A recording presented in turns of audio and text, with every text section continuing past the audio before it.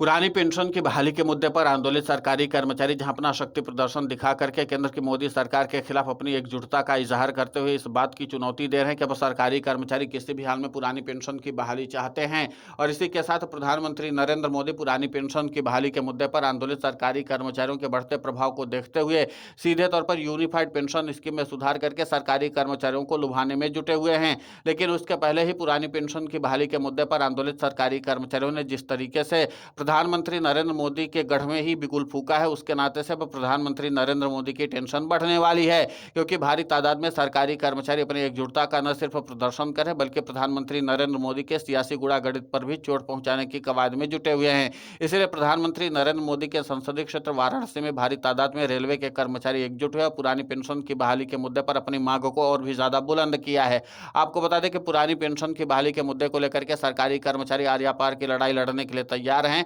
और इसी के साथ पुरानी पेंशन की बहाली के मुद्दे पर आंदोलित सरकारी कर्मचारी सतही स्तर पर अपने आंदोलन को गति देने में जुट गए हैं। और इसलिए प्रधानमंत्री नरेंद्र मोदी के संसदीय क्षेत्र में जब सरकारी कर्मचारियों ने अपना बिगुल फूका है तो जाहिर सी बात है कि इसका इम्पैक्ट राष्ट्रीय राजधानी दिल्ली तक होगा। इसीलिए पुरानी पेंशन की बहाली के मुद्दे पर आंदोलित सरकारी कर्मचारियों ने अपनी मांगों को लेकर के एक बार फिर से अपनी आवाज को बुलंद कर दिया है। अब देखना महत्वपूर्ण होगा कि जिस तरीके से पुरानी पेंशन की बहाली के मुद्दे पर आंदोलित सरकारी कर्मचारियों ने केंद्र की मोदी सरकार के खिलाफ बिगुल फूका है, उसका इम्पैक्ट आने वाले समय में कितना पड़ता है। लेकिन इतना तय है कि उत्तर प्रदेश हो या बिहार, सब जगह पर पुरानी पेंशन की बहाली के मुद्दे पर आंदोलित सरकारी कर्मचारी लगातार अपने आंदोलन को और भी ज्यादा गति देने में जुटे हुए। खुद मध्य प्रदेश में भी हो या फिर उत्तराखंड हो, जहां पर भी बीजेपी शासित सरकारें हैं, वहां पर पुरानी पेंशन की बहाली के मुद्दे पर आंदोलित सरकारी कर्मचारियों का आंदोलन चल रहा है। और इसीलिए से चल रहा है क्योंकि सीधे तौर पर इनको सत्ता परिवर्तन करना है। तो जाहिर सी बात है कि अब केंद्र की मोदी सरकार के लिए चुनौती और भी ज्यादा बढ़ने वाली, क्योंकि जाहिर सी बात है कि प्रधानमंत्री नरेंद्र मोदी के संसदीय क्षेत्र में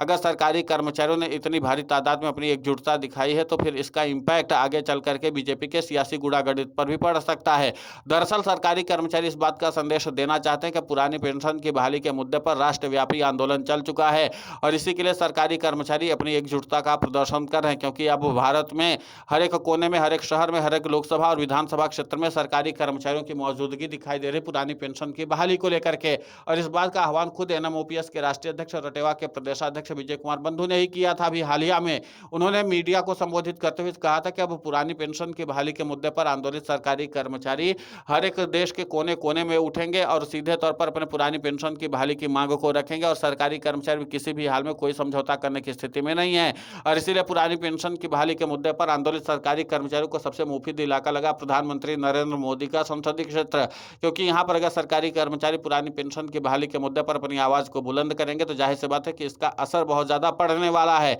और इसी के लिहाज से सरकारी कर्मचारियों ने अपने मूवमेंट को गति देना शुरू कर दिया है। अब जाहिर सी बात है कि प्रधानमंत्री नरेंद्र मोदी के अगर संसदीय क्षेत्र में सरकारी कर्मचारियों का पुरानी पेंशन को लेकर के आंदोलन चलेगा तो इसका इम्पैक्ट आने वाले समय में प्रधानमंत्री नरेंद्र मोदी को चुनौती के रूप में होगा, क्योंकि एक तरफ प्रधानमंत्री नरेंद्र मोदी खुद इस बैठक को आयोजित करके यूनिफाइड पेंशन स्कीम में सुधार करना चाहते हैं कि किसी भी तरीके से सरकारी कर्मचारियों को यूनिफाइड पेंशन स्कीम और नेशनल पेंशन स्कीम के साथ जोड़ा जाए। लेकिन अभी फिलहाल केंद्र की मोदी सरकार की पूरी कोशिश ये है कि यूनिफाइड पेंशन स्कीम को ज्यादा से ज्यादा सरकारी कर्मचारियों के साथ जोड़ दिया जाए, ताकि सरकारी कर्मचारियों को इस बात का संदेश दिया जा सके कि यूनिफाइड पेंशन स्कीम के जरिए उनका भला होने वाला है। लेकिन पुरानी पेंशन की बहाली के मुद्दे पर आंदोलित सरकारी कर्मचारियों ने कहा कि जब प्रधानमंत्री नरेंद्र मोदी 1 अप्रैल 2025 को यूनिफाइड पेंशन स्कीम लागू किए थे तो क्या हम आंदोलित पुरानी पेंशन की बहाली के मुद्दे पर आंदोलित सरकारी कर्मचारियों या उनके प्रतिनिधियों से बात की थी? तो जवाब है नहीं। इसके अलावा प्रधानमंत्री नरेंद्र मोदी ने जब यूनिफाइड पेंशन स्कीम में सुधार की बात की तो क्या पुरानी पेंशन की बहाली के मुद्दे पर आंदोलित सरकारी कर्मचारियों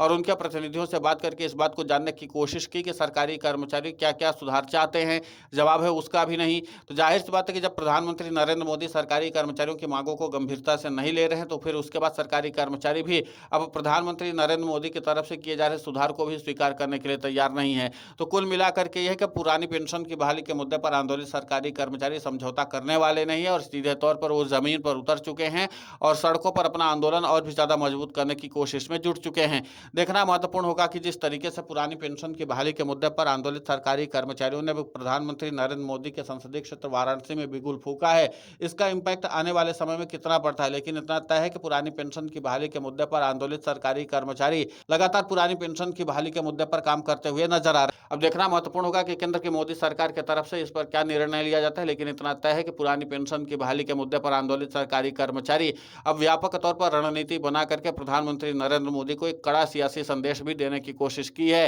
कि अगर अब सरकारी कर्मचारियों की मांगों को नजरअंदाज किया तो आपको सियासी तौर पर भारी नुकसान उठाना पड़ सकता है। फिलहाल इस पूरे घटनाक्रम को लेकर के आपकी प्रतिक्रिया बहुत महत्वपूर्ण होती है, आप हमें कमेंट करके जरूर बताएं। साथ ही पुरानी पेंशन की बहाली के मुद्दे पर हम लगातार आंदोलित होकर के खबरें चला रहे हैं। आप हमारे समर्थन के लिए चैनल को सब्सक्राइब करें, खबर को ज्यादा से ज्यादा शेयर करें ताकि पुरानी पेंशन की बहाली का मुद्दा और बुलंद हो।